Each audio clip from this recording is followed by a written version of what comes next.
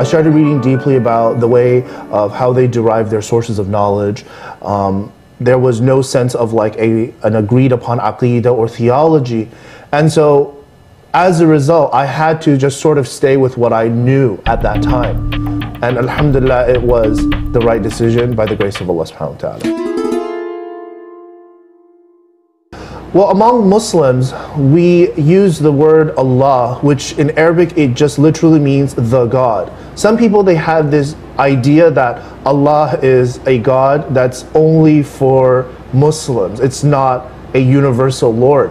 And Allah is just it's coming from the Arabic root word of El-Ilah, means the God. It's similar, like for example, in biblical Hebrew, when you find words such as Elohim or Adonai or Ilah, all of these words are just pretty much saying that it's just the same. It's one God. So Allah is not a special God that's exclusive for Muslims. Allah, it means the God, the one who created the universe, the one who we devote our worship to, the God for the whole world. Well, for a very, very long time, Muslims have tried to emphasize on the purity as well as the message of what Islam is bringing, and that is Islam or al-istislam, submitting to Allah subhanahu wa ta'ala. And by pointing to that fact, you have to talk about the naming of other religions, such as Buddhism, which is named after Siddhartha Gautama, or you have Christianity, which is for the sake of, to make it simple, after Christ. And Christ being the word from the Greek word of masaha, or like to anoint. So as a result, I would say that Islam is a very, very unique religion in which it's not named after anything but for the concept and the core value that it teaches, that is to submit to Allah subhanahu wa ta'ala. A lot of times people have questions like, what about the issue of hijab or the beard or this and that?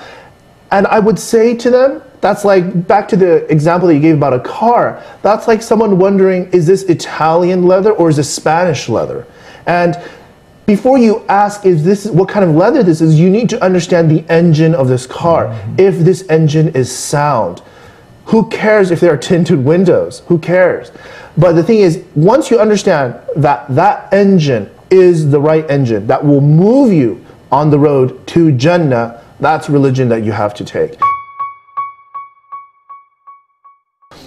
I would say very, very briefly two things. Number one is learn from my mistake of almost writing off a religion based on the way how people treated me. Know the foundation of that religion and go and study it. Understand it before you come to a conclusion that this religion, or whatever religion it is either right or wrong. That's the first thing. Number two is, for the past 10 years, I've realized that a lot of individuals or young people in America, there's this revival and interest in studying about Islam. But I would say to them, that's just the first step. You can study all you want, but if that's not put into practice, it doesn't matter how much hadith you have.